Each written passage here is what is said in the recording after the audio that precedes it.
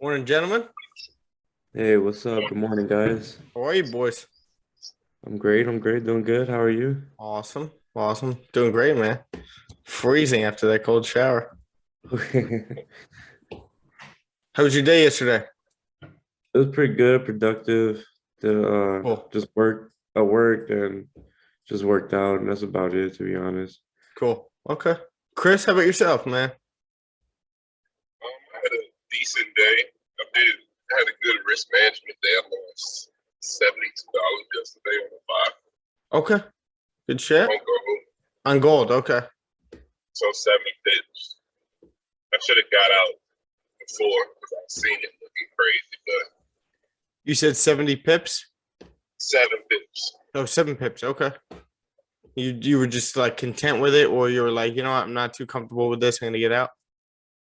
Um, I could have got out earlier. I Okay. think I stayed in a little too long because it went in profit and out of profit, in profit and out of profit. I seen it, just not looking how I liked. I should have just got out. Okay. I like that. So I did. I did okay risk management because it was $70, but I could have done better. Dude, it's so powerful writing things like that down. Do you write anything down after your session? No, I did not write that down. Okay. Well, I'm just saying, like, I didn't journal it yet. okay. I'm saying like besides journaling, you journal that actual trade, okay, but like having an actual journal, like a notebook where you're writing your thoughts after the session, that's just as powerful. It's like actually having the physical journal on the computer, looking at the setups. You'll see what I'm talking about if you try it. It's very powerful. So I'm just checking out the charts over here, waiting for some guys to pop in. Steve Bay, what's up, brother? What's up? How are you guys? Doing great, man. How was your day yesterday? Uh, Bad. It was fine. It was bad. Oh, bad. Okay, what happened? It was terrible. Terrible. All right, what Yeah, happened? the old me. The old me popped in, huh? Yeah, Okay, again. so walk me through it. Unpack it.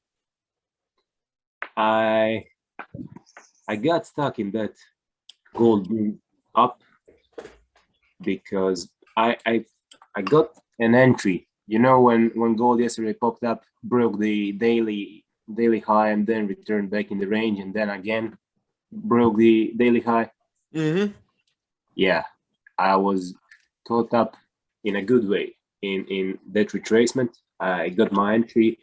I I got part of it up again, so I secured the whole position. And then I don't know why I entered another trade, which went also very well, but I didn't close anything, and it just hit my full stop loss, and I got pissed, and then I overtraded. So how many trades do you take after that? Yeah. You don't know the number, huh? I know the number, and You don't want to it's, say it. yeah, you don't want to hear it. I Yeah, can no, say it. that's okay. I respect it.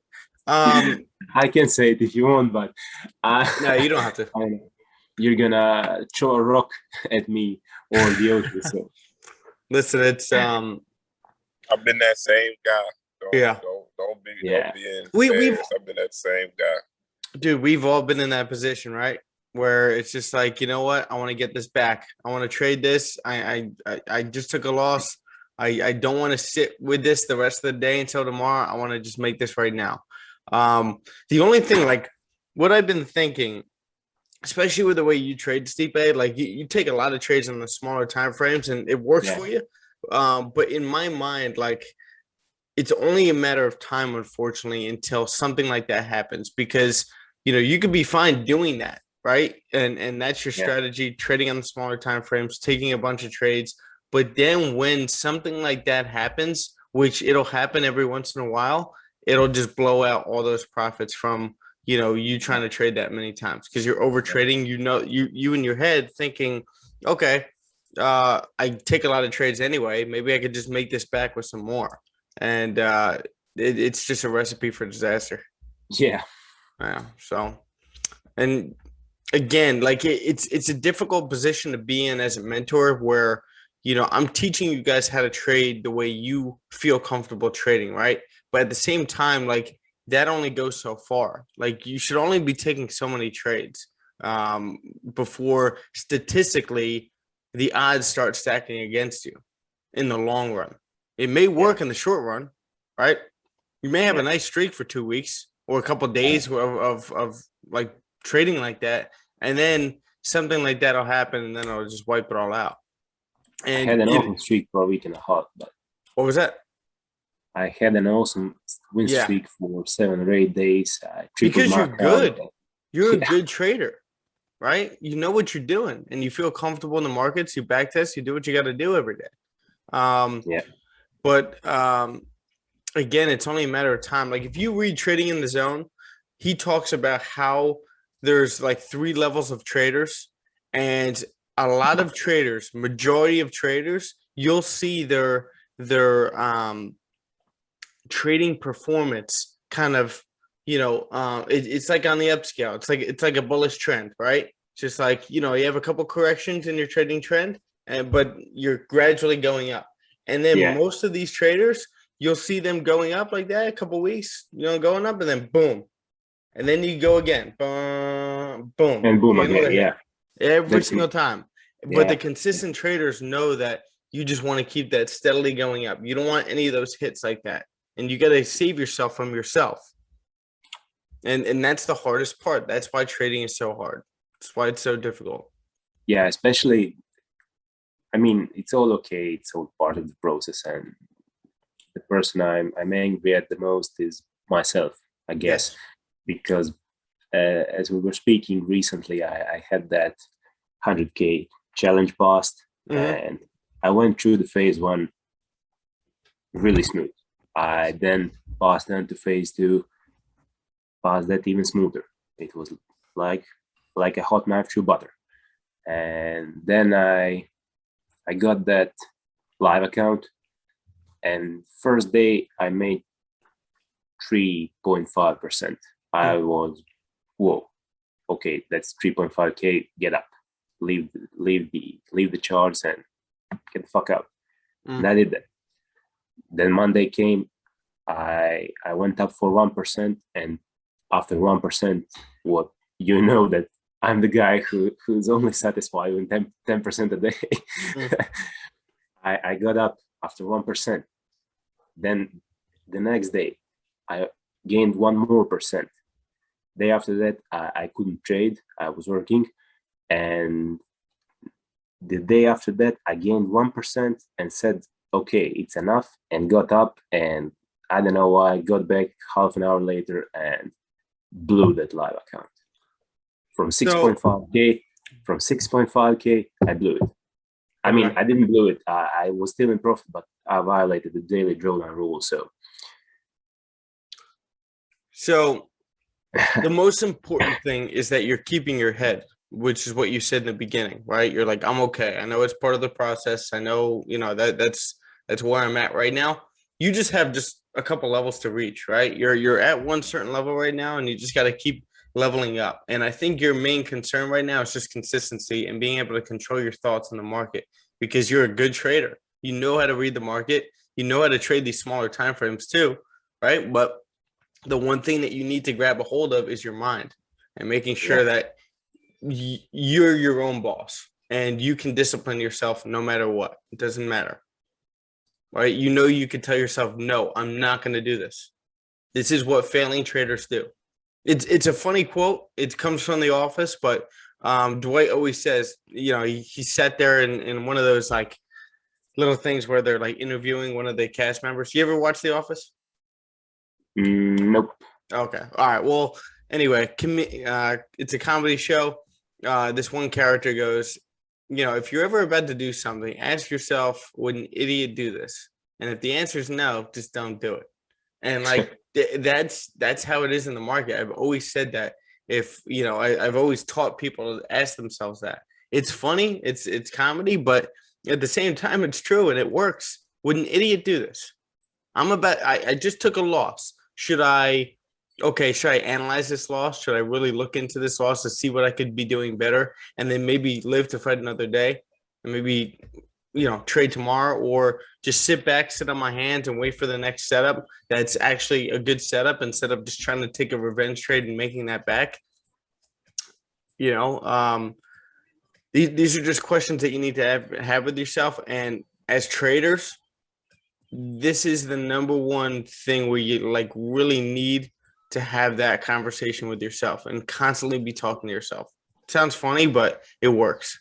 That's why I was just telling Chris, like, if you're writing things down, you're writing your thoughts after the trading session, like right here. This thing that I broke down for Mana yesterday, right? So I plan my days out every single night, right over here. But on the back over here, I have my daily schedule. And then I have on the bottom over here, which I fill out in the morning. And then I have something I fill at night, but morning trading AAR. What was I feeling? How did the session go? How did our conversation go during these lives, right? How was my trade? Like yesterday, I was pissed at myself for missing that one trade on GJ. Also gold, actually. But it's Monday. I'm not going to be too hard on myself. It's just, we're going over psychology. We're going over a breakdown, all that stuff. I was lecturing yesterday. So it's not that big of a deal. We could always catch trades this week. But these are things that I write down. And I learn and I read them the next morning so that I don't go through that again. Your number one job is to not make the same mistake twice. Know that you're going to make mistakes, but you cannot make the same mistake twice. That's got to be your pride. That's got to be something that you're proud of, that you're not doing that, right? And then the second thing I write over here is the end of day, EOD, AAR. So how did my day go? Was I productive? Was I sticking to the things I said I was going to do? Did I get all my daily musts done? Stuff like that.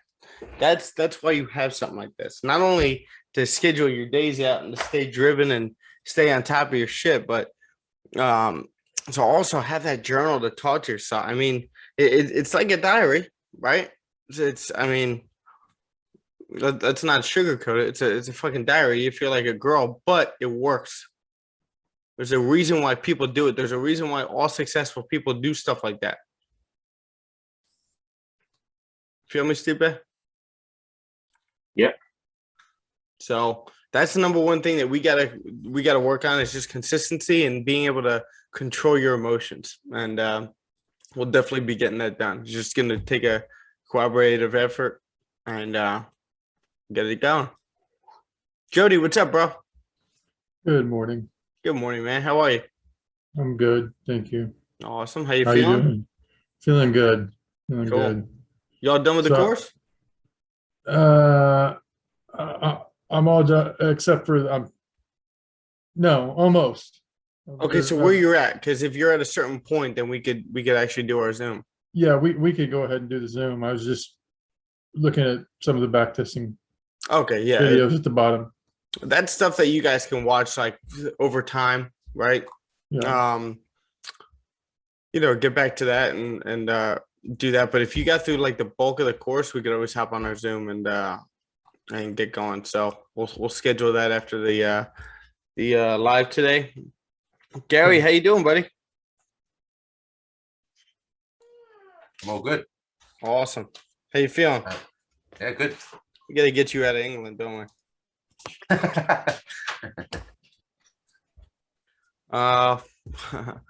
What was I just gonna write down? Oh, schedule with Jody. Yeah, we'll figure out a good time, man. Gary, we actually have to hop on something. We were trying to get something done last week, but Yeah, it's just the time difference. yeah, time difference and both our schedules are crazy. Yeah. Which is good, right? You want a busy schedule right now for yourself with everything. So that's good. So I'll schedule with you as well after the stream. Does anybody feel like they need to hop on a Zoom? Like they just want to catch up, go over certain things, refresh? No? Cool. one on Saturday? So, What was that? can we get a Zoom on Saturday? Oh yeah, absolutely. What time's good for you? I know you're doing all the basketball stuff. Saturday would be good for me at 10 a.m. 10 a.m. Saturday.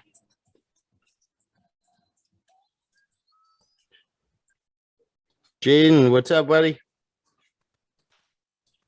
Up, bro? How are you? Good. How are you? Good, man. How was your day yesterday?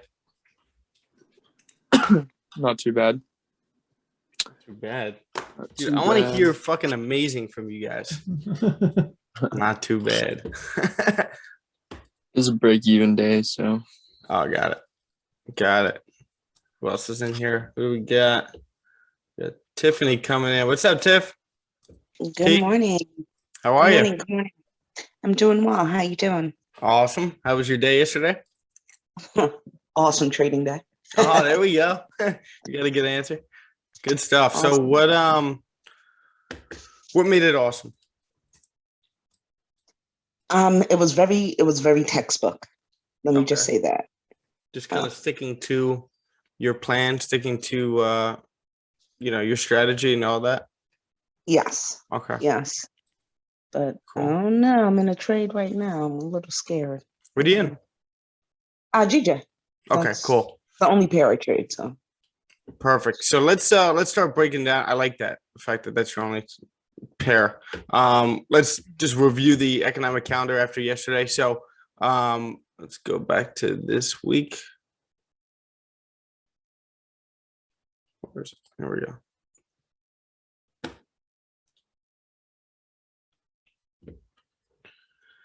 So yesterday we didn't have too many things going on other than, later at night we actually had average cash earnings were down in Japan. Not much of a surprise. The Japanese yen is very weak, right? Not so good numbers coming out. Bank lending was up. Current account was down from expected as well, but also the previous numbers coming out. Now the ZOO economic sentiment. I know Jaden, you trade EJ, so this is pretty important to you, especially with the German economy. ZOO economic sentiment both came out positive. So if you want, we could break down EJ if you'd like. But we have Lagarde speaking at 8 a.m. And then we have PPI, core PPI coming out, and Powell is speaking again. Now, yesterday when Powell was speaking, he wasn't speaking on anything too important. It was like a gender equal. I'm not saying that this isn't important. I'm saying that nothing that pertains to the charts, right? It was like a gender equality. Let me see. Where was it?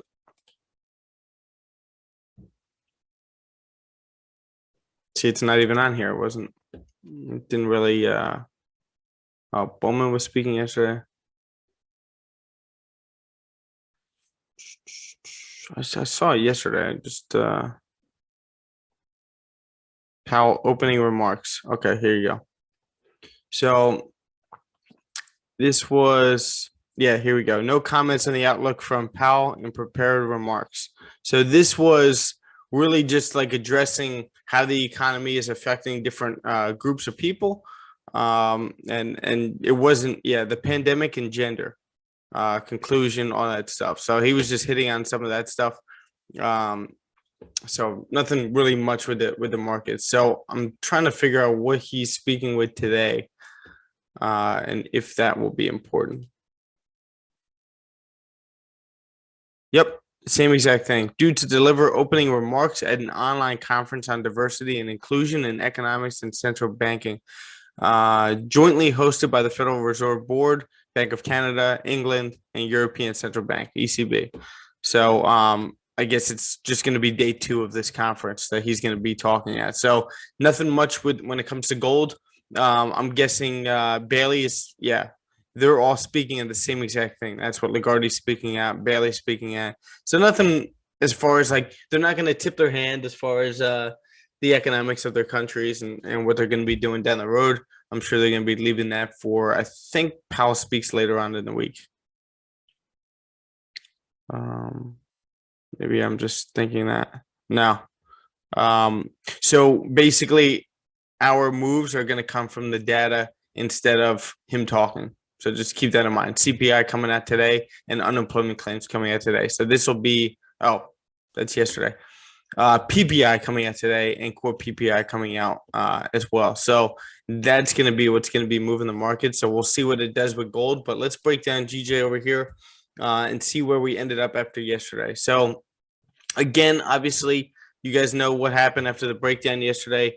GJ kind of corrected this move, definitely corrected this candle over here after they came out saying that they're not going to be increasing interest rates. I'll just, refresh your mind. Not going to be increasing interest rates until possibly next month. I doubt it unless they get good numbers next week on jobs, but they're probably going to be increasing interest rates. They said in February, right? So that's a little bit more realistic. It was interesting that they said they were going to increase interest rates before tapering, like the United States is going to be doing. But the fact that they're delaying the interest rates another couple months is a little bit more realistic. It was kind of a surprise for them to come out saying that they were going to do it in November, right? So again, technicals and fundamentals always line up, and you have price coming all the way back down to the multi-year downtrend over here. You actually have a bullish big belt over here. So that's just something to keep in mind. Is price going to hold support right over here? And then we end up, that data comes out next week. We break out of the zone we're in right now, and then we start breaking up.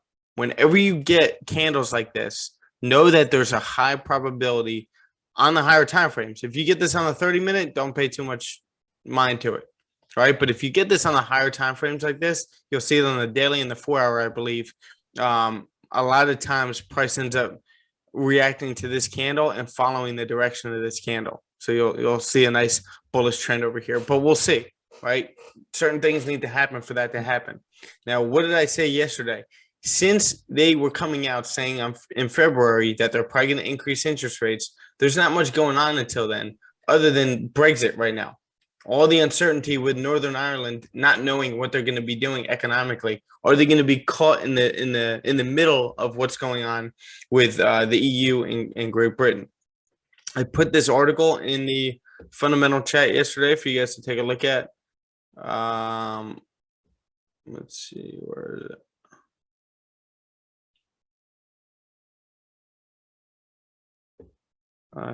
It's right here.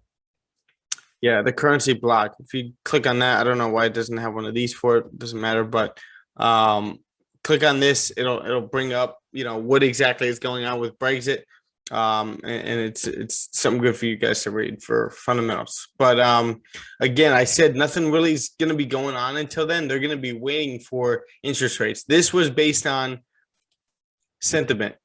It was based on what people thought the Federal Bank of England was going to do, right? Then they found out what it's actually going to do, and it didn't fulfill its promise. So that's why you got the complete correction. Now there's not much going on until then, right? Until maybe December. Well, I mean, I'm sure we could definitely break out of this range, but nothing really moving the market like we had right here, and here. We had like 2-3 straight weeks of just bullish movement. Actually, 2 weeks, 2.5, 3 weeks, I would say, right over here, coming right up to 158.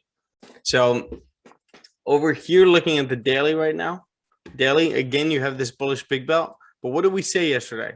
We said that we were going to be ranging over here. I think Giovanni wanted to take a buy for swings up. But like when you have a huge move like this, price likes to consolidate. Price likes to grab orders, right? Banks, institutions, they grab profits, they come out, sellers take over, orders are accumulating, and then price ends up either continuing or going in the opposite direction.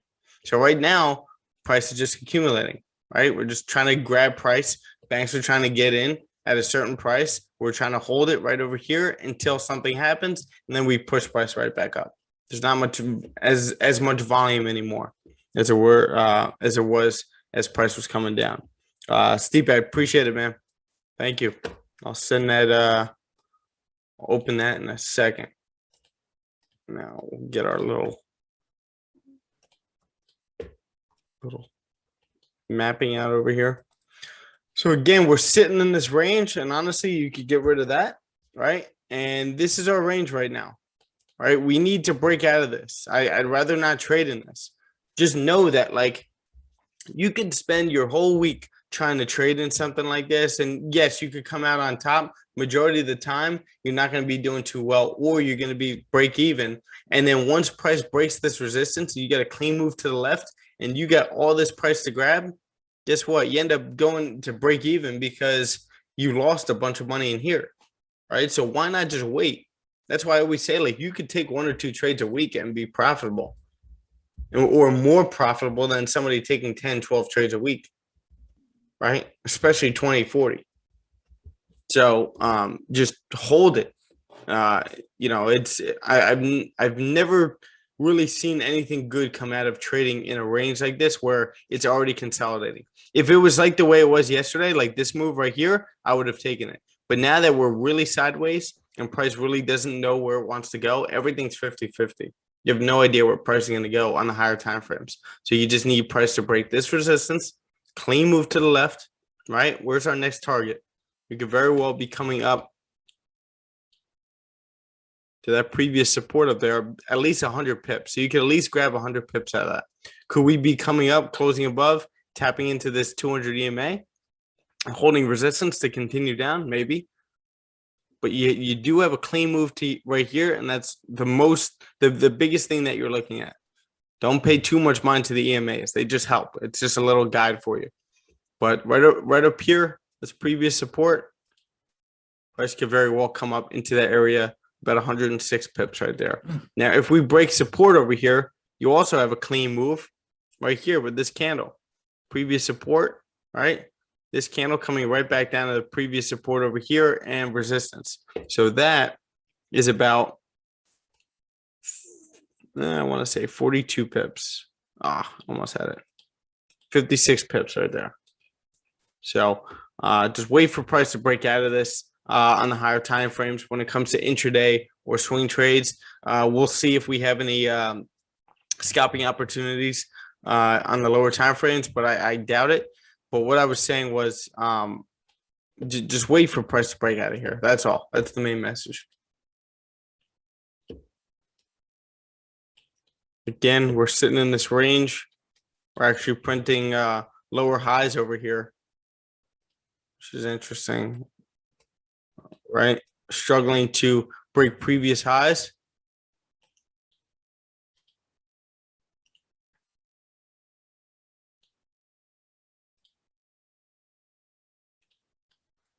So we're still like kind of trending down, but at the same time, everything's just sideways. So I would stay out of it. Just wait for price to break out. Like we said yesterday, price is probably going to be ranging until we get some solid fundamentals coming out. So I would leave GJ where it is. Just watch it. And if there's anything that you guys could be grabbing on the lower time frames where you start to really analyze where price is going. Like if you see right over here, this is kind of what Tiffany was pointing out yesterday, where we had these levels and then we broke over here with this candle and we started breaking up, right? Now after reaching this level, we're now creating another lower high over here. So could we be creating an area like this where a bearish trend like this coming all the way back down that way? Are we doing that again? Could we be creating a new low in here? That's where you go down to the lower time frames and you see price reacting to certain levels. And that's where you could kind of play a range, massively lowering your risk though. Right. This is just something that like you're either journaling to see, how you could get these moves, or maybe you have experience doing this and it's better that you just or you have experience doing it and you can actually enter these trades. I'm scalping the 1 minute, and I posted my chart in New York if you want to pull that Oh up. yeah, let's bring it up. See what we got. Okay, so same exact thing. You got this bearish trend that you're kind of playing off of, right? And then you have this previous level right over there. Price creating that resistance on the 1 minute. These are the key levels that I'm talking about right here. Oh, wrong tool. Right here. Because you see, especially if this taps into here again, right? Like if we get another tap in, that's gonna be a key area for you. That's why you drop down to the 1 minute, right? But over here, you have this previous range over here that you're looking at, and this is your order block that you're pointing out. What I do like too, probably the biggest thing that I like is this rejection right here, right? This rejection of this previous area, right? So price ended up rejecting a nice doji candle. This candle ended up closing bearish, right? And then we were printing lower highs from that point. You know, we never broke the high of that of this bearish candle right here, right? We came up and tapped into that area, but we never broke the high. And then we have this support right over here that we end up breaking, closing below. We create this new low down here, come up, retest that level, and then you get, I would have taken this as this candle was passing the low. You guys can't really see my arrow. But as that candle was passing the low of the previous, if you get some volume at that time, I don't know what time that was, probably a couple minutes ago. As that candle was breaking the low over there, it was also breaking the low of that EMA. I'm not sure what level that is, but you have a clean move to the left that you could be bringing price right back down into this area. Did I hear that barking? And I like how you have this trend right over here. This is going to be that key area that we look at. Right? So we could easily bring price down into that area. How many pips is that, Jaden? Real quick. I think it's like 20, 25. 20 pips. There you go. I like your stop loss placement too. Like price should never break the high of this area right here. You could actually like journal this, but putting your stop loss up here and then taking that entry that I was just pointing out, that could be another one for you. What made you take this right here? The rejection off the higher time frame order block, like you pointed out. That dark red is the first higher time frame order block it rejected, and then it came back after breaking minor structure into that lighter pink order block and rejected. So I just kept fractally breaking down the charts into the one till I got to the 1 minute and saw an opportunity. Cool. What is I'll this? show you another opportunity I'm looking for right now. I'll send the screenshot. Sure. Can you just tell me what this green line is? Which one? Oh, is this just the pennant right here? I see another one. Okay. Yeah. So you're waiting for price to break out of that, either to the upside or downside. It broke out to the downside. Exactly. So now I'm waiting for the retracement up to that little box right there. Okay. It's looking good so far. I think we should be coming down into this area over here.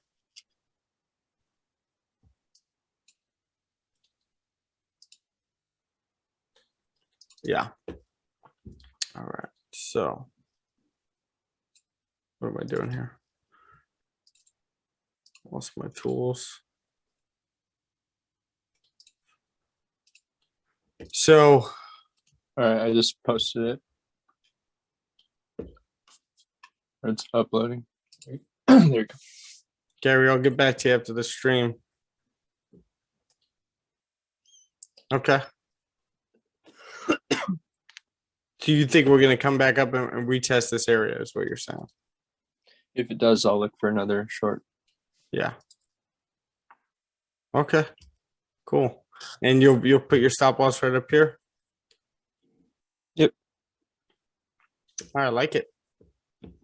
Let's see how we do. We'll follow it the whole session. Makes sense.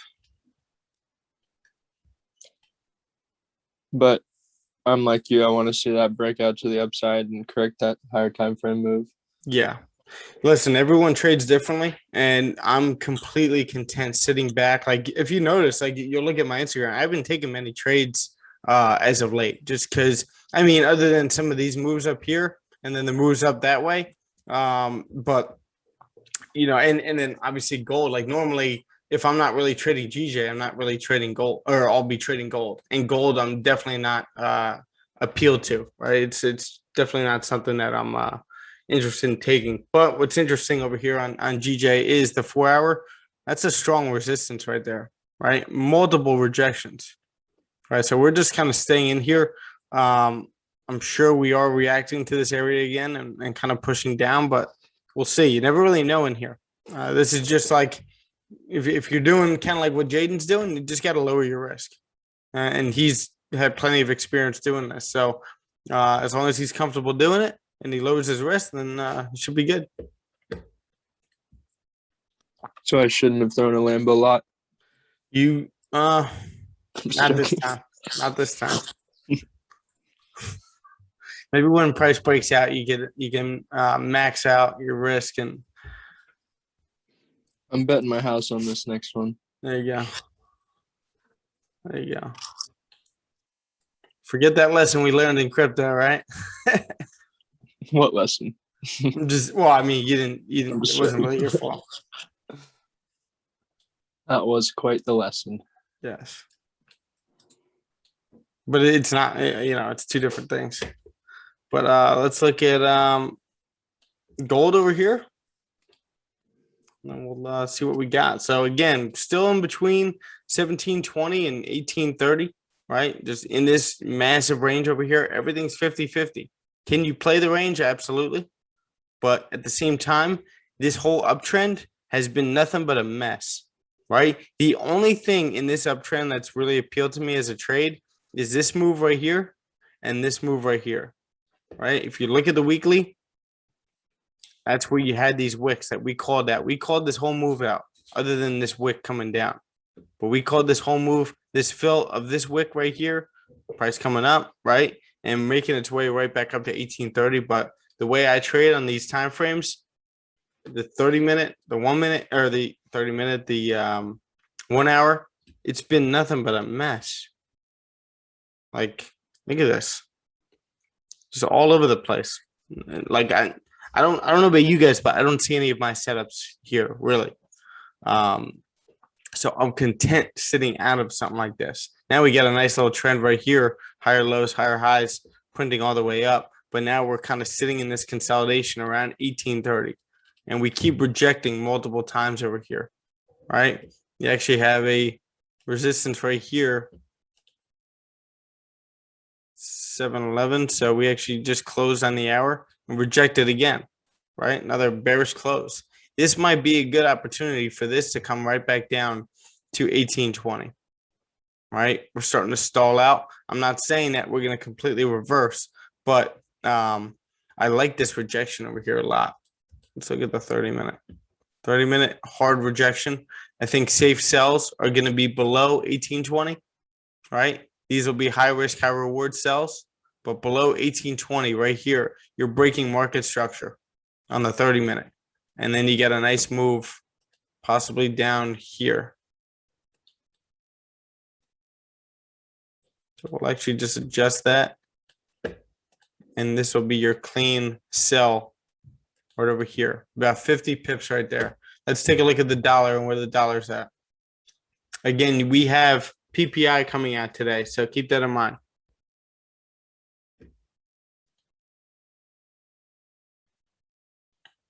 So the dollar is holding support right now.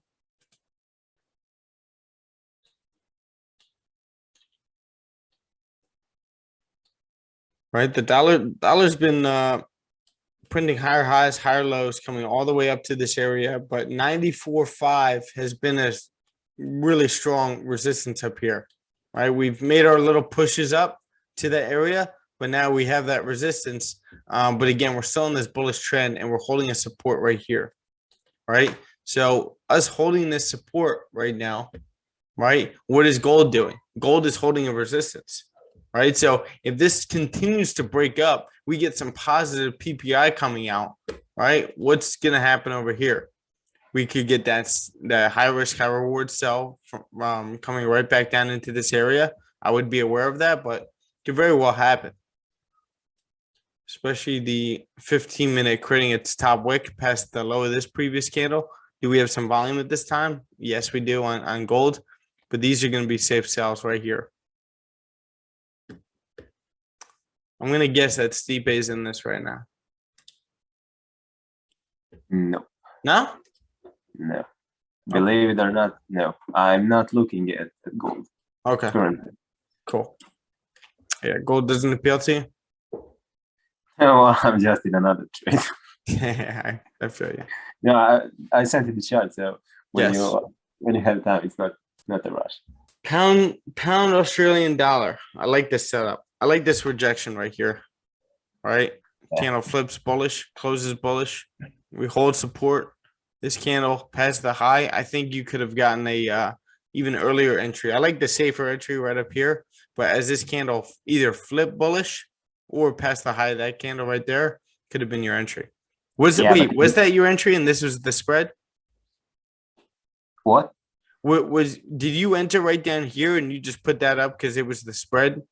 No, I was a bit late to the game, but what happened? I kind of got back into that drawdown because the candle flipped first time and then broke the high of that previous 30-minute, and then retraced all the way back, created even bigger lower wick, and then went up. Mm.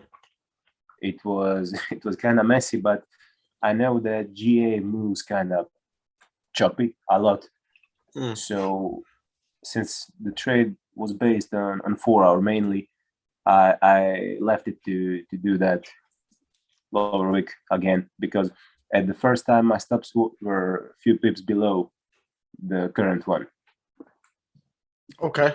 So I kind of traced it up as the price started breaking up. I was tracing trailing my stop loss. Was did you say this came back in the drawdown? Yeah. Okay. Now, how long have you been trading this pair? I'm looking at it from time to time, because if there's a situation like today where GJ and gold were kind of messy and in range, I like to take a look at this pair, because there could be a chance that there could be a nice setup as it happened. Makes sense. Makes sense. Well, as long as it makes sense to you, and this is something you've been watching, by all Yeah. means, go for it. I'm not watching it as much as the GJ and gold, but I'm here. Okay, cool. Good shit, man. Who do we have coming in? We got David coming in. What's up, brother? It's good, bro. Good morning. Poor kid hasn't been able to trade with us. Yeah. A lot of work, huh? Yeah, that'll work. We're gonna work on getting you a new job so you can trade, man.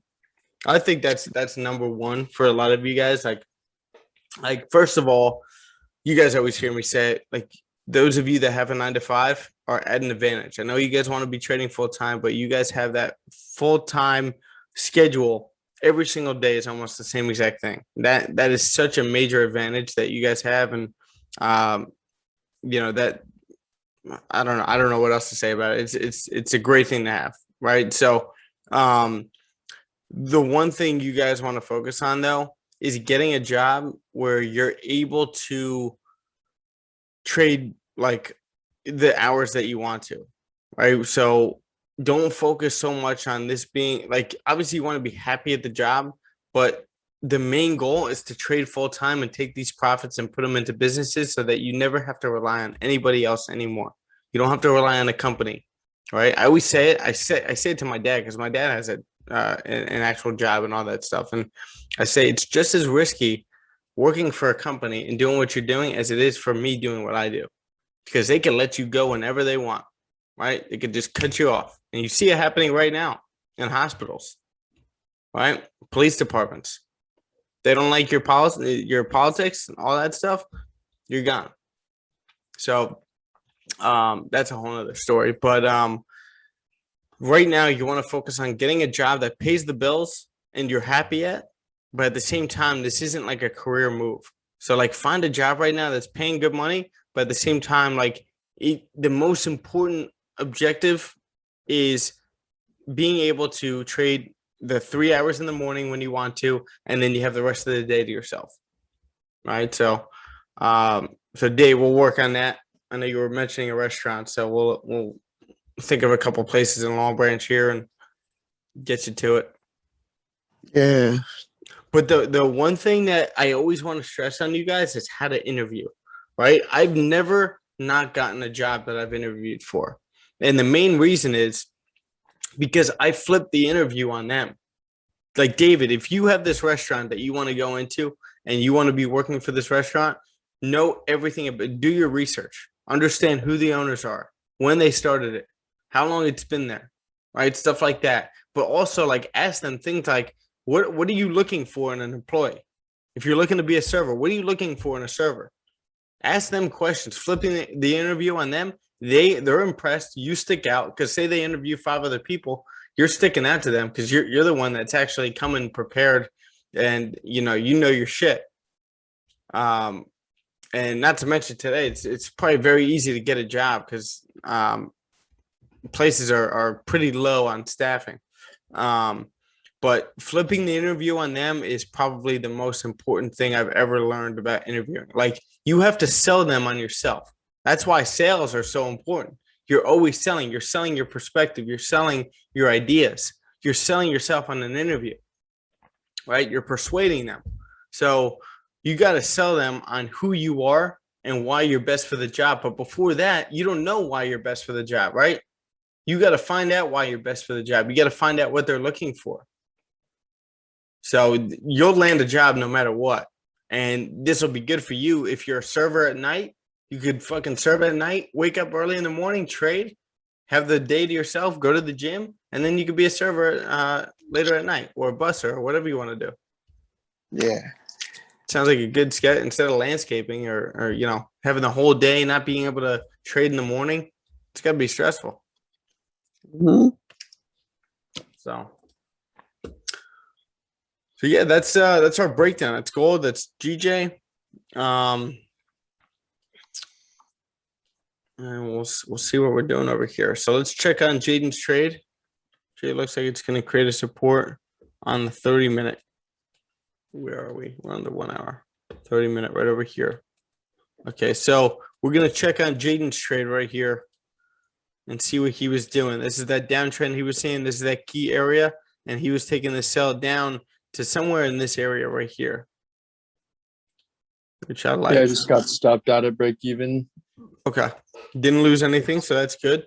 Now, what could be happening right now is price coming back into that. Actually, it's starting to pass that area. We're kind of respecting this trend right over here a little bit on the 15-minute.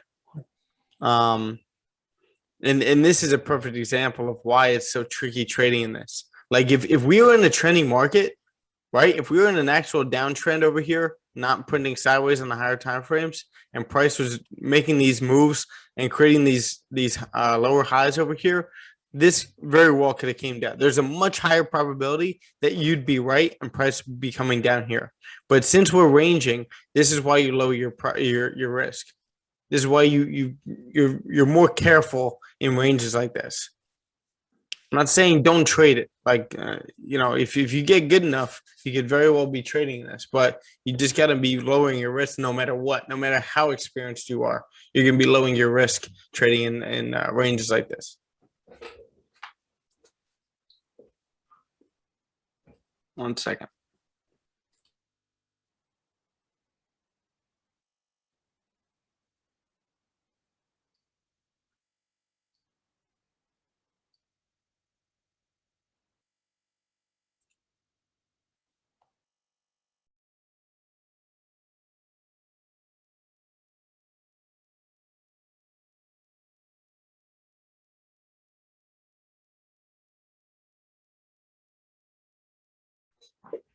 All right.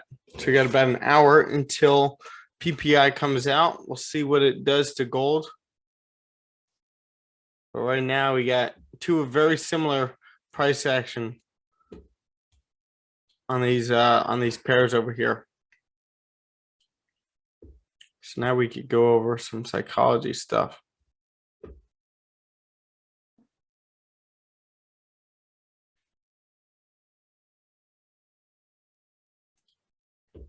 Let's see. Now, is there anything anybody wants to go over?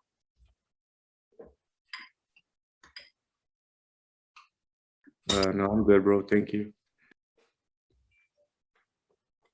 Okay.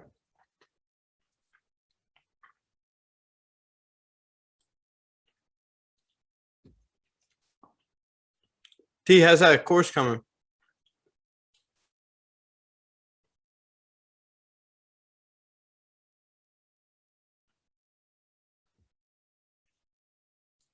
Can you hear me?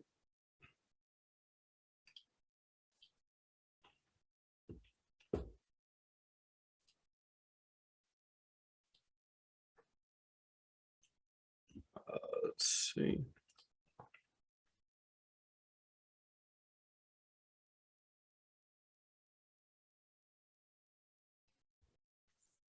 I'm just browsing over here.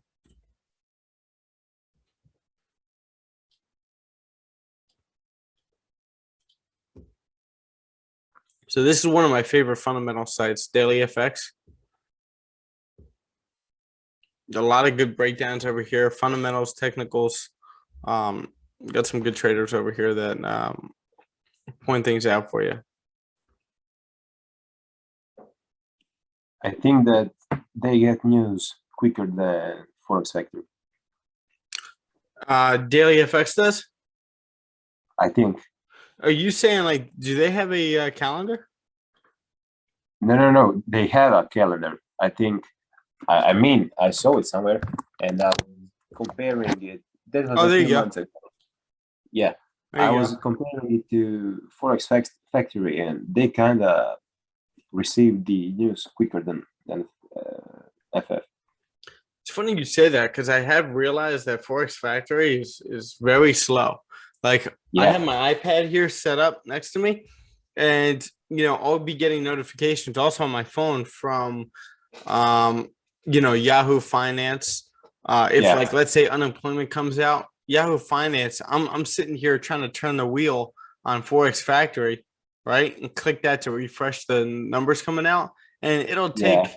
I don't know, 15, 20 seconds longer than me getting that notification over there, which is huge. Now, one thing I want to get that I would like to invest in is Reuters Icon. And you guys would benefit from that as well. The only thing is it's $900 a month. So I don't know if that's something I want to do quite yet. Let's see. Well, when $900 becomes 1% of your monthly income, then why What was not? that?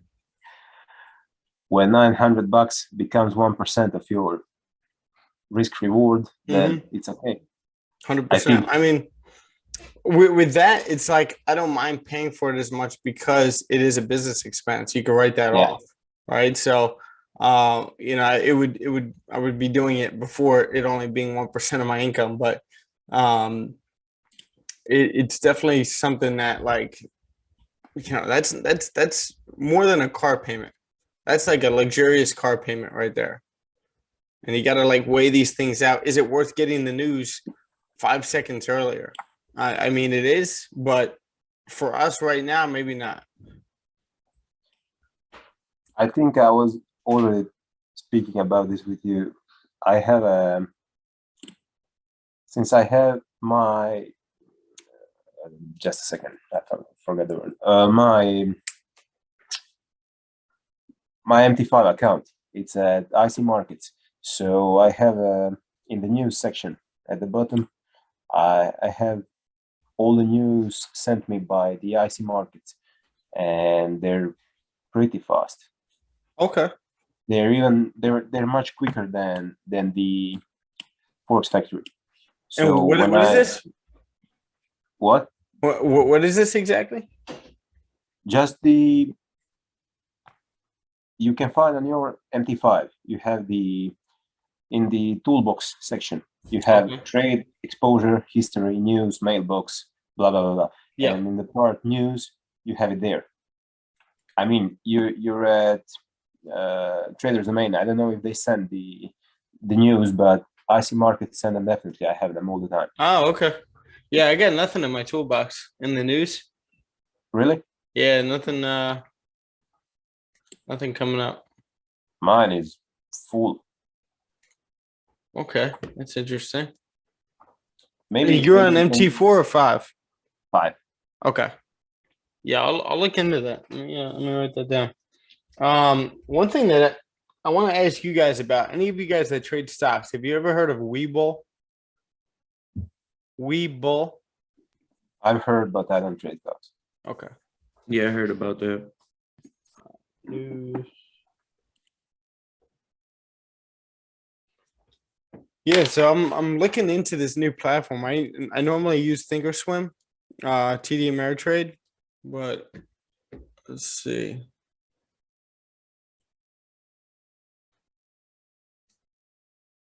No, I'm looking into it right now just to see how I like it. A guy that I learned how to trade stocks from now uses this, and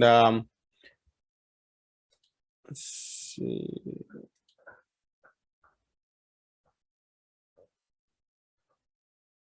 I just like the platform. I saw somebody trading on it, and it's so clean. Like this is what it looks like on your phone. Yeah, it's pretty cool. But again, I'm not advocating for it because I don't know too much about it. But this is what I'm going to be researching today. But this is Reuters Icon. This is like a whole brochure. If you guys want to take a look at it, if you want to spend $900 a month, but check that out. Let's check out this video.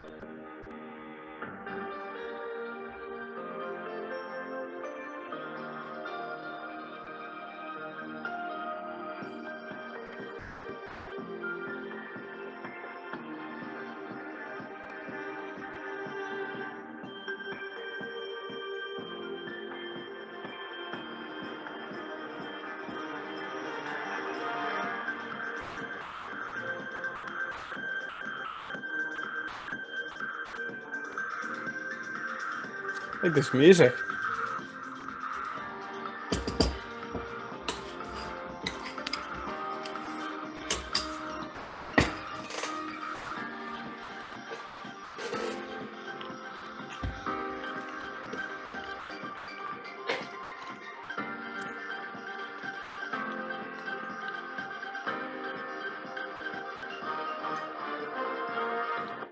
Yeah, I don't know about all those other features, but I just know that you get news and you get like little news, like little excerpts of things that's going to move the price, that only like banks and institutions get, and that's the main reason I'd be getting it. Like you get it way before Forex Factory or any of these other sites.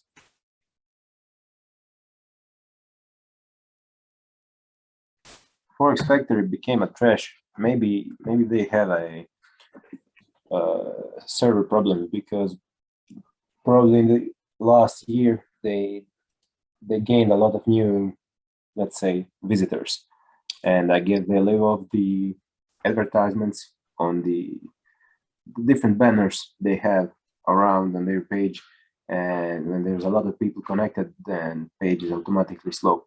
That's a They good point. don't have the right hardware. That's a good point. It could be it. Yeah.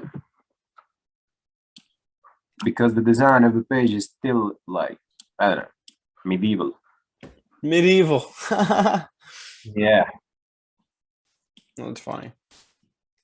I guess they have a lot of income from the ads, so it would be wise to invest it in at least the page interface. Maybe they got complacent. They haven't worked on it lately. Who knows? They know that they're like the go-to.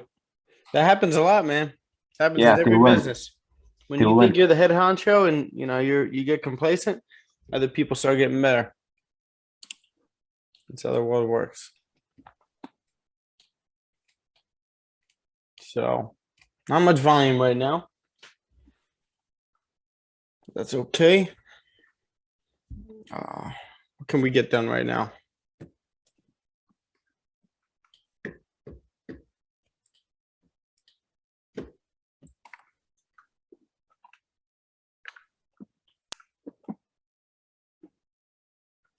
But you know what? Jaden, I got this package from Ledger with like a bunch of like educational stuff. Oh my god. Hold on. Sorry, guys.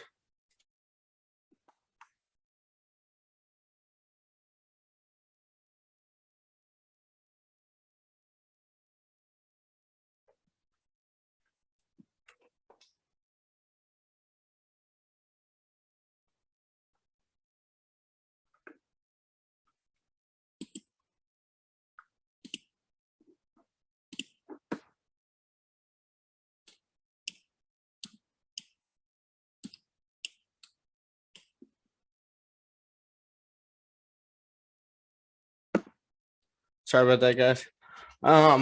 So Jaden, yeah, I got this got that whole package from Ledger, and they only sent me the actual Nano wallet.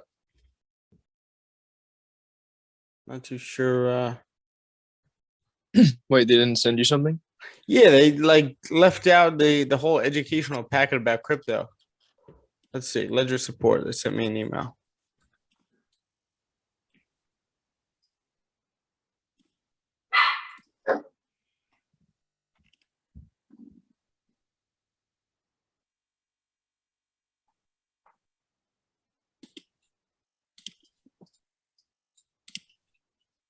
Okay, so that was just saying that they're gonna get back to me.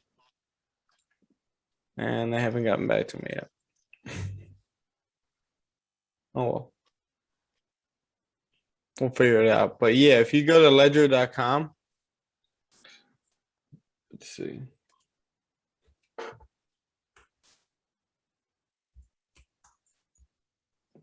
Academy.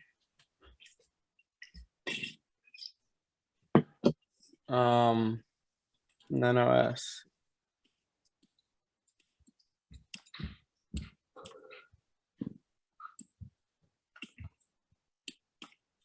They had something about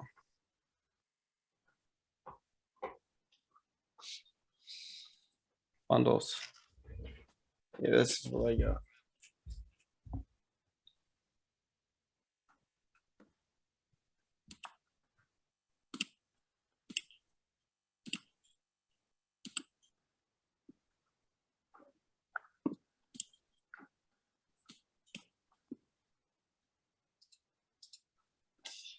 No, I don't see it. I don't know. It was just like some educational stuff that they were sending. Oh well.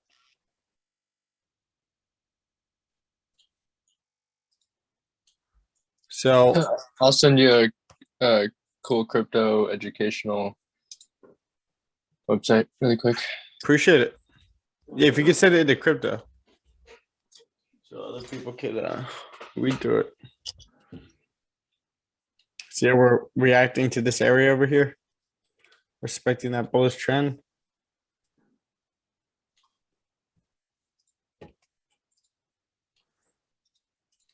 Yeah, these pairs are a mess.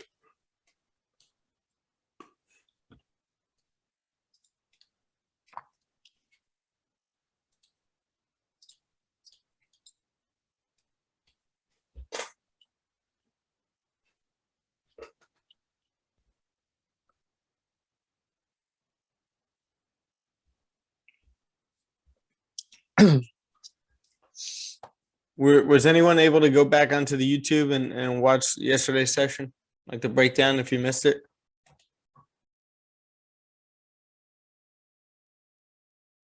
Actually, you know what? Let me do something.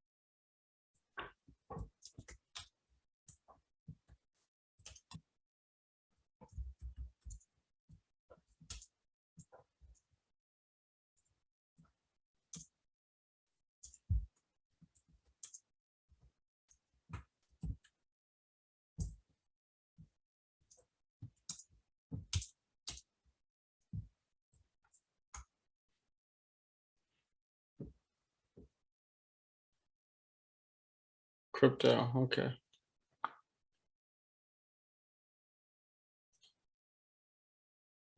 Coin market cap. This is cool. Crypto glossary. Oh, that's definitely helpful because I feel like I'm talking a different language with some of you guys. Like Jane, when we're talking about crypto, I'm like, what? You know so much. Anti-malware. Yeah, well, when I was looking through this, it made me realize how much I don't know. Yeah. And my brain's exploding.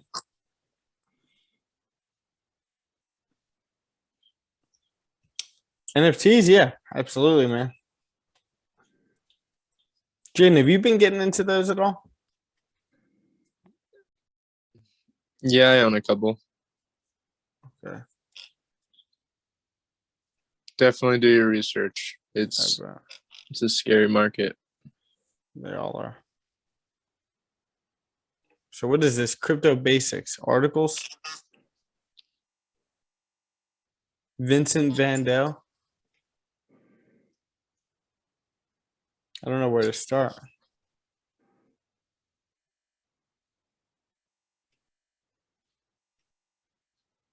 Huh.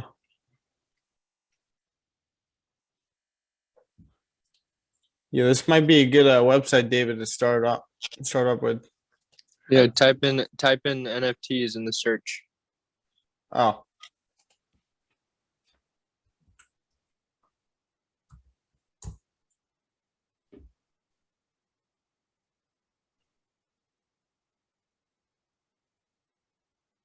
Disney's dropping NFTs.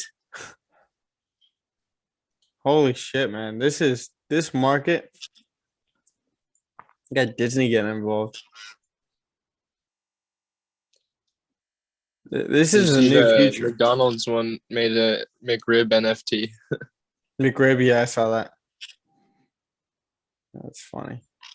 So It's what's just a this- scary market because there's like more scammers than I've ever seen in any market because you can just create a bunch of NFTs off of some bullshit and just put them on, and Yeah. so many people don't know what this market's all about. I mean, I would consider it like knowing how to buy and flip cars or like shoes and stuff like that times 10. You got to really be immersed into the space and understand. I was listening to let me see if I can bring this clip up. Hold on. I was looking at, I don't know if someone follows Gary, but he kind of dropped out some NFTs. Yeah, he loves that stuff. Yeah, he's in everything, I guess. The guy is, I don't know, really everywhere. And Yeah. I read somewhere that he kept, I think, 12% of all the NFTs for himself. So I guess he's waiting for price pop. Wow. Yeah, he's all into the baseball cards and all that stuff. Let me see. If you follow him on Twitter, he's gives out free NFTs like every day. Does he really? Yeah, you just have to like and follow and tag and hope that he picks you, but he picks people all the time. That's pretty cool. Yeah. So you guys know I always talk about Patrick Bet-David and his podcast. Seems like a great dude, but they were talking about NFTs and the metaverse, and their take on the metaverse is pretty interesting. Let me see.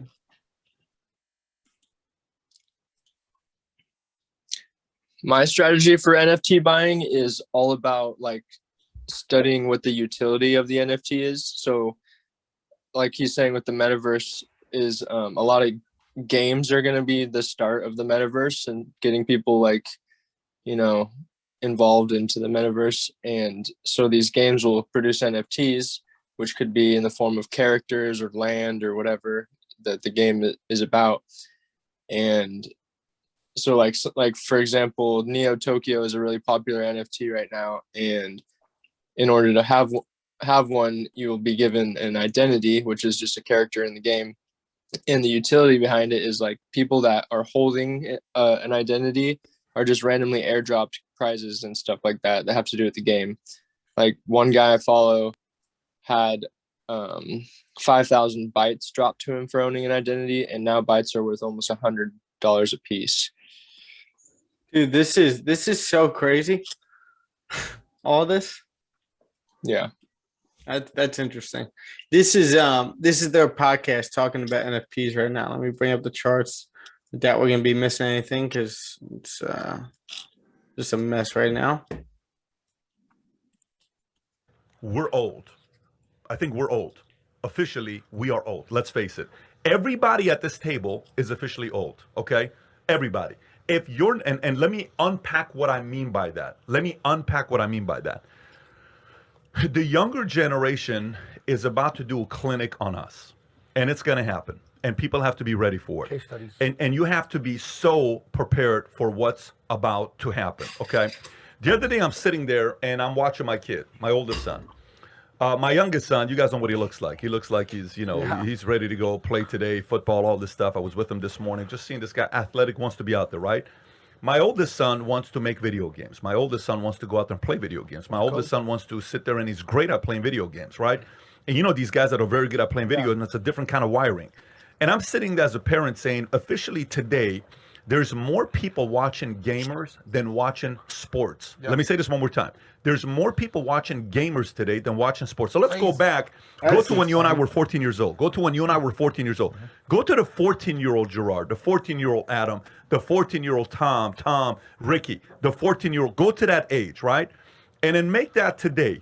What would you and I be doing today if we're 14 years old? When I was 14 years old, we were at Shoal Canyon playing baseball with Armond and Artin and all these guys trying to see who can hit that home run over that fence in Shoal Canyon. When I was 14 years old, we were playing at Artie White trying to dunk on an 8-foot rim because it was a junior high school, not even a junior high school, it was a middle school, and we could dunk. You know those rims that were lower, and you're like, 8.5. Sick, 8.5, right? It was sick. You would play over there with all these guys. When I was 14 years old, we were jumping the fence and going to the swimming pool at the high school, and we were swimming. When I was 14, we'd go to Tommy's Burger and buy Tommy's, even though we were broke. When I was 14 years old, we were going to a store called Beckett off of Broadway, and we'd buy baseball cards. We'd go to another place that was a batting cage of, I think it was called Camelot, and we would play base. Remember that in Camelot? Yeah. When I was 14 years old, I'd walk to Glendale Galleria and walk around and go to Haagen-Dazs and get a job at the freaking Haagen-Dazs. That's what we did. I played Fester's Quest. I made a piece with Peter Tunney on my house that's got Fester's Quest there because I played hundreds of hours playing Fester's Quest. Didn't get paid shit for it because nobody saw how great I was. I played Super Mario Kart. But I tell you, if I played Fester, and if I was 14 today playing Fester's Quest, and all of a sudden I got 17 million people watching me, I'm probably going to play Fester's Quest and dominate the Fester's Quest. So we have to know what direction we're going. The first time I heard about the whole NFT thing, I'm like, what are these guys talking about? I interviewed Beeple, who sold it for 69 million, and I interviewed Metakovan, who's a value from Singapore, who bought it for 69 million, who's a Bitcoin billionaire. I interviewed both of them within a span of a week or something to see both of their perspectives. And Metakovan talked to me. He was the first, if you've never seen this interview, you have to watch this interview. He's the first guy that made me say, I had one of those moments where I'm sitting there talking to him, I'm like, this guy freaking makes sense. This guy makes sense. He says, Patrick, where do you live right now? Do you have a nice house? I would assume you have a nice house. Well, one day you're going to close your eyes and there's going to be people spending more time in their world, meta world, than they're going to the virtual world, than they're going to in the real world. And in the virtual world, you're going to own yourself a waterfront house. You're going to have friends. You're going to have features. You're going to do certain things. And there's going to be museums. And I'm going to own one of the most incredible museums, and for you to come inside my museum and watch and see the everydays that I bought from people for $69 million, you have to buy a ticket to see it. But the only way you see it, it's going to be the last room in my museum for you to see it in my world. And you're going to have to buy the ticket to go in and see it. Here's a guy that's worth $1 billion on crypto is sitting there saying, I bought this thing for $69 million. We are living in a different world. So if you enjoyed this little short segment from the podcast crazy, that we right? did, here's another. Man, what the heck? Right? I'm gonna hop on. Yeah, What was that, Dave? I said like that shit's crazy. Yeah, that's That shit makes me like, and it's crazy because the good thing is like it's barely starting to kick in. NFT. exactly. Yeah, So it it reminds me of like drop shipping. You know, like drop shipping. I don't know if you know what that is. Yeah, absolutely. Yeah. So kind of reminds me of that shipping, but like drop shipping kicked in like 2013, around that. You know, and like a lot of people didn't know, so a lot of people made money. And now like doing drop shipping is so hard because not everyone knows drop shipping. You know. Yeah, I mean So, like, that's just like one business. I can definitely see where you're coming from. The way I look at it is, I mean, I used to like it is a fucking really, really good opportunity like to hop in right now, especially like where not a lot of people know about it, and you're still early, you know. dude, this is bigger than drop shipping. This is the Yeah. internet. This is like the internet revolution back in like 2000. It just depends what perspective you're coming at. Like, are you looking at being a participant or an investor? Because like in terms of if as an investing, obviously, yeah, we're in the early stages of investing in the degen coins that of these like video game companies are coming out with, but there is no missing the flight for the metaverse happening. There's no missing the flight. There's no missing out on any opportunity once this new world takes over. Like there's like that's the museum thing he's saying is just this like a fraction of job opportunities that this thing will create. It'll induce an entire economy virtually. This clip that I'm bringing up here, they start going into the positives and negatives about something like metaverse, because we're going to be in these worlds and we're not going to have any human connection. It's like you're just in this world. You could get a job, you could date a girl, you could do whatever you want in this metaverse. You could have a whole different identity than who you actually are. Like, is that a good thing or is that a bad thing? Bad. Okay, so I side with Stipe. Very bad, but it's happening whether we like it or not. Exactly. Listen to what they talk about in here. This is pretty good. Tired of cold calling? Good day to watch this with the Randy Market. Introducing Lucia, the easiest, most accurate way to. Facebook changes corporate name to Meta, moving aggressively to distance itself from a social media business embroiled in crisis and rebrand itself as a forward-looking creator of a new digital world known as the metaverse. In a 75-minute online presentation, Zuck urged users to adjust their thinking about the company, which he said had outgrown its ubiquitous and problematic social media app, a platform that will continue to be known as Facebook. Instead, he said the company plans to focus on what Zuckerberg described as a next wave of computing, a virtual universe where people will roam freely as avatars, attending virtual business meetings, shopping in virtual stores, and socializing at virtual get-togethers. Don't forget that when Philip Morris changed its name from Altria, it was still selling cigarettes that cause cancer, tweeted Democratic lawyer Mark Elias. And there's a few other things here about Meta. I'll pause a little bit, but we'll go to that part right there. So there's some people that are excited about it, some people that are not. Gerard, your thoughts on Meta? It's inevitable, and you talk about like a disruptive technology. Look at how much time people spend online right now. You know, you have, I know guys, man, that as soon as they get home from work, the first thing they do is they get into GTA. They've been playing GTA for 2-3 years now.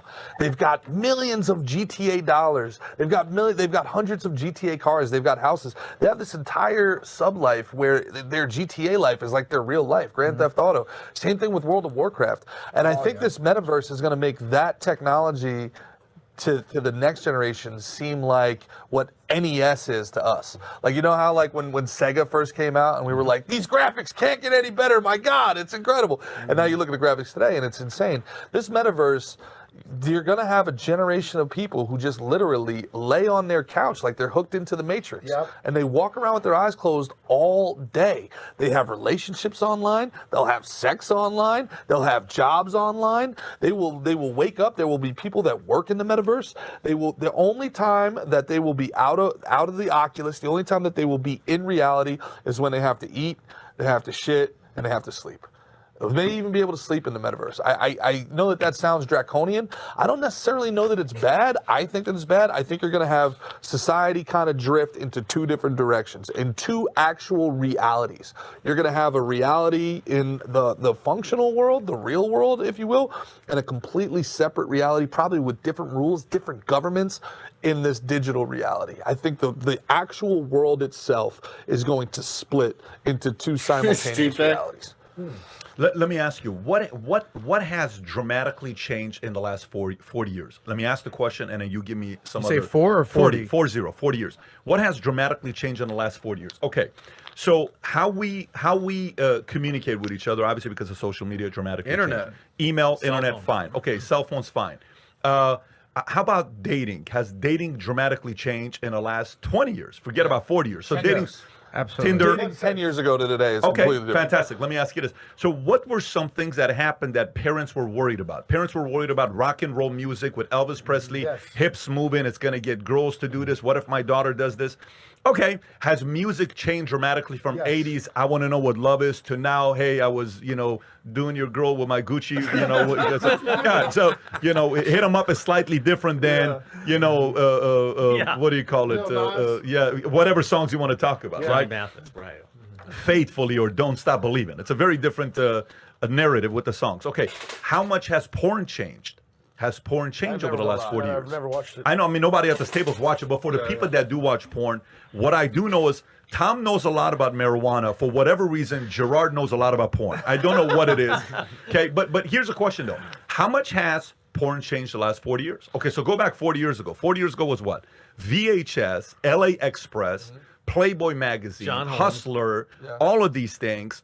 So how's it changed? Jaden, I think it's going to be something like with virtual reality, with like one of those. I mean, I don't know if you guys want to get into this, but these sex dolls nowadays are real. They're real people, basically. I don't know if you've ever seen these things, but they're insane. But I think a You connection. seem to know a lot about him. What? What? I'm a dude who doesn't know a lot about them. But like a connection with that, with this virtual reality thing, with the glasses on and stuff like that, I think it'll be something similar. But Yeah, but maybe they'll invent like a pill you take with it. Jesus Christ, this is we're getting dangerous here. We're in the Matrix. Yeah, and there's a whole grandma with Pamela Anderson's profile. Wow, what is this? 2002? You're talking about Pam Anderson? No, I just watched it. I was looking at Baywatch few days ago, so Dude, that was struck my mind. Yeah. Dude, Huh? as a teenager, I was a lifeguard for a long time, and that was one of my first jobs. And the reason I became a lifeguard was because of Baywatch, watching that as a kid. I thought that's what life was like. Yeah, it would be nice, but What was that? it would be nice, but let's be real. Yeah. This isn't. I'm in New Jersey, not California. In 1990. Well, VHS, those then it were went good to, times. let's just say Napster, then Yeah. it went to, CDs, then YouTube, not YouTube, but Pornhub, whatever. How much has it changed, though? Has it changed really Personalized. that I mean, much? You could have your I favorite know, porn but star has on it your phone. dramatically changed? Has the experience changed? Wait, was somebody just talking? Just not. It's still you. As a single man or person that's watching it, you're consuming. So the part where I'm going with this is, Consumer experience has changed significantly, but from the 10,000-foot view, no. At the end of the day, it's still you and your hand. by the way, you just gave me more. That's where I was going with this. VR porn is metaverse, by the way. But the part I was going with you is the following. Oh, there you How go. much has being a dancer 20 years ago versus today? Is it even worth you dancing today instead of being on Pornhub? I don't know how strip clubs exist. That's the I point. really So- don't. But that's something that's really a business model. So do you think people are still want to go see the real strip club versus going on Pornhub? Yes, Okay. sir. All right. Yes. So perfect. If you're saying yes, do you think a 20-year-old? I wonder if the demographics show the younger generation is as excited about strip clubs as 40-years are. I don't know. Definitely not, no. Okay. So then we have to go and try to think like an 18-year-old, 20-year-old today, with what Meta's going to do and how they're going to process this with versus us, because to them it's going to be normal. To us, it's kind of like weird, right? Yes. So we have to think like the people who think it's normal, not just think like us who think, dude, this. Sorry, I hate to like pause this right now, but if you think about it, what he was just talking about with GTA, like that was the original metaverse. If you think about it, Jaden, you could probably touch on this. Like it's a whole nother world where you create this character and you could just roam the streets. You could create whatever kind of personality you want. You could buy houses. You could buy real estate. You could do all these things. Like it's almost like, why wasn't metaverse thought of before this? And Sorry it for honestly interrupting. was with GTA. Sorry for interrupting. The that. thing about it too is they actually have been like in the works for years and years and years. You're just now Yeah. starting to see it come out in the public. But like, why wasn't this like why didn't we think of this basically? Like back playing GTA 5, 6, 7 years ago, when it was a lot bigger. Like why you know There just needs to be like a transition of mindset. I feel like for example, they're introducing NFTs before Yeah. video games so that people get used to being involved with this space. Yeah. And like I also think with the whole crypto movement and NFT movement that coming into play, it's like a perfect time for this to be announced. Not to mention all the legal troubles with Facebook. Not to mention the state of our dollar and country and Yeah. world. Yeah. We want to start getting down that road. Shit is weird, right? So how much has it really changed for them?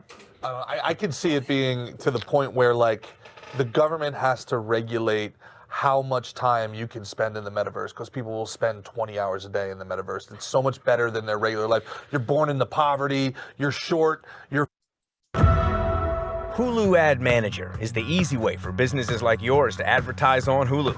You're fat, you're whatever, and in the metaverse, you're tall, you're attractive, you're rich. They're gonna live their life there as opposed to in the real world. It's so much so that the government will probably regulate. You've been online for 10 hours, and then there'll be black market metaverse places where people can go into somebody's basement and hook back in. It's a drug. They even talk right now. Video games are a drug. There was that athlete that lost his career because he was playing the tight end for the Broncos. He literally had a Grand Theft Auto addiction. He was like, I skipping practice to play Grand Theft Auto. It was serotonin in his brain. It was, dude, we're all addicted to our cell phones. We're addicted. Yeah, we're but nonstop addicted. But okay, so folks, if you're listening to this, I'm actually curious. I want to read your commentary. What are your thoughts? What's your biggest, matter of fact, what's your biggest concern? And then we'll talk about, the stuff that could be good. I'll make one more point because I've been talking too much. But we talked about this. When was the last time? Remember when you would come home and there would be one phone and somebody would call during dinner. Your dad would get so pissed off and you'd take the phone and you'd put it off the hook so nobody else could contact you that night. Yeah. When was the last time our phones went off the hook? Yeah. Never. Well, I'll give you another perspective here. The rules of the game have changed. Back, you said, what's the difference between 20 years ago, 40 years ago? Back in the day, the rules were completely different. They've been flipped. What were the rules? Don't get in cars with strangers. Don't meet random people online. Get out of your house and do things and play. Yeah. Now it's, you're getting in cars with strangers. Ricker's doing business deals, learning last names while he's in cars, right? People are meeting people online on the regular. That's how people date these days. Speaking of not getting out of your house, now you're locked down in your house. The rules of the game have changed. But Facebook has basically put the world on notice that they are coming after the future. They are not just a social media platform at this point where you can, rate hot girls or be friends or check the news. They're basically saying, live your life in our world now, right? And this is what Mark Zuckerberg, more than anyone, with this move right here, I could see taking over the world. People talk about Elon Musk or Jeff Bezos. Mark Zuckerberg is now coming after your mind and your dreams and basically your entire life with this meta. It's no longer Facebook. It's like a Sims game almost. Remember Sims? It's the Matrix. It's Avatar. And there's parts of it that like, hey, wake up, see what's going on here. Yep. Tico's living in this world right now. And there's parts of it, like if I'm a boomer out there and I'm thinking, what the hell is going on here? If there's anything we've learned from this past 2 years of Zoom meetings and how effective it is, and hey, you can just be anywhere.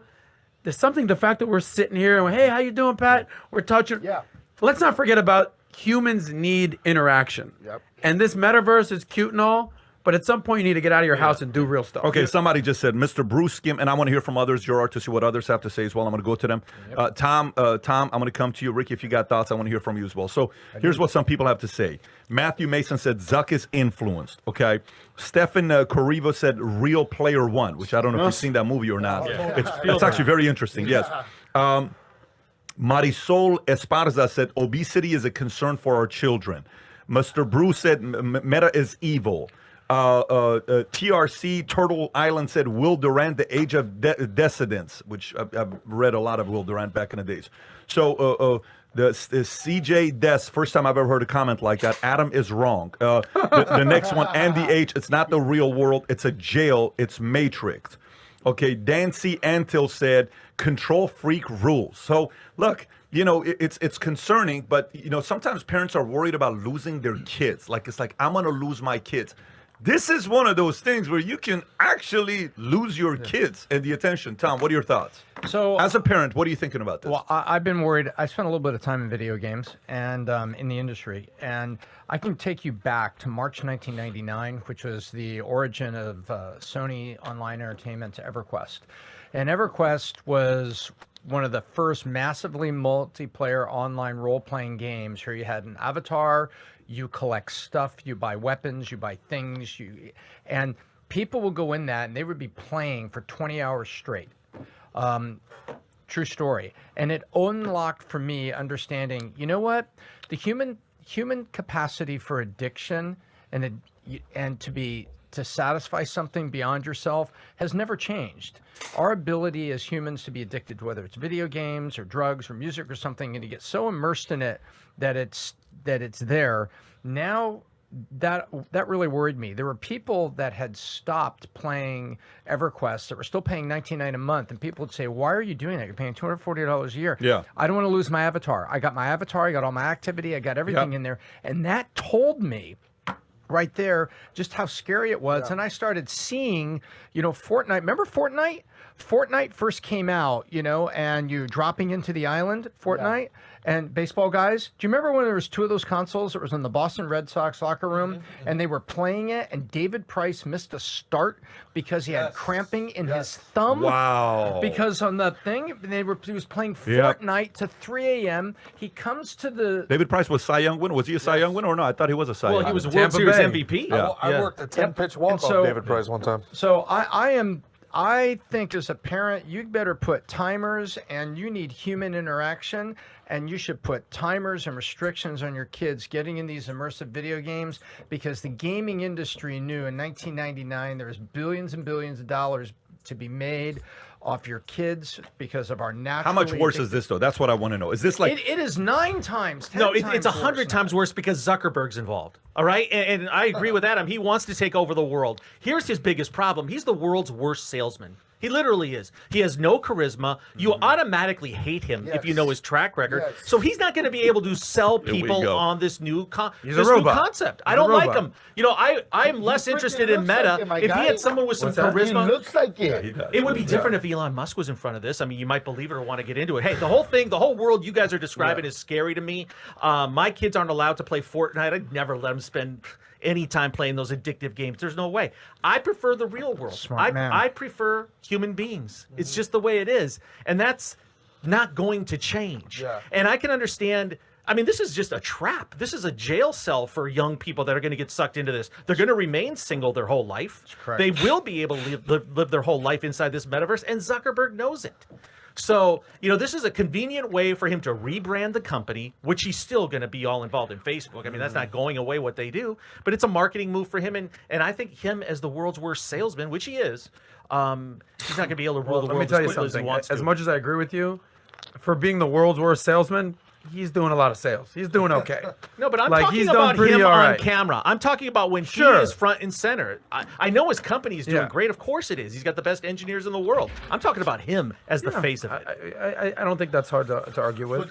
You made a great point, and whoever did that super chat is right about it being a little bit of a jail. Look at how they're controlling information right now. Look at how they're controlling speech. Say the wrong thing, you're shut down. Imagine being addicted to that metaverse. This is where you're online. This is where your job is. This is where your girlfriend is. That's online. You're dating somebody in 5,000 miles away, halfway around the world. They're on the metaverse. You're in love with this life, but you said the wrong thing. So now we're going to shut you down for 30 days. You can't get on the metaverse. You can't go to work. This is the new government. You voted the wrong way. Man, that's such an interesting way of putting You it. ate red meat. It was detected in your our bioscans detected It's that the you social ate credit red scores that meat. they're doing in China, Exactly. but in the metaverse now in Exactly. America. They'll throttle your reach. Here you are, all your friends. It they is can very barely scary. see you. It is very It's- scary. As people who have grown up in the real world, Yeah. the thought of this, but Yeah. Pat made up a good point. If you're 12, 15, you've got kids all between, 6 and 15, like this is quite the concern if you're a parent. Let me. Okay, so that's the part. That's the part. I read a Time magazine article that said minimalist, how the next generation is minimalist, and this was like 7 years ago. And in the article, not minimalist. It was talking about narcissists. How narcissists they are. And they were talking about all these 14-year-old kids want to do is take pictures, the lips, the duck face, all this other stuff. And these kids are spoiled, and they're having issues because all they care about is how many likes they're gonna get, and It's such a problem. It's catastrophic. And then you know how the article ends? If you think this is catastrophic and it's the end of the world, maybe it just means you're too old. Yeah. So that's the hardest thing that for us we have to consider, because every time something new happens, we think it's the end of the world. Yes. Okay? Yeah. We think it's the doomsday. And my only challenge to all of us is, I don't know if it is, I don't know if it's not, but I will tell you what's the biggest mistake. If you don't immerse yourself to learn about this world, you're screwed, because the biggest thing is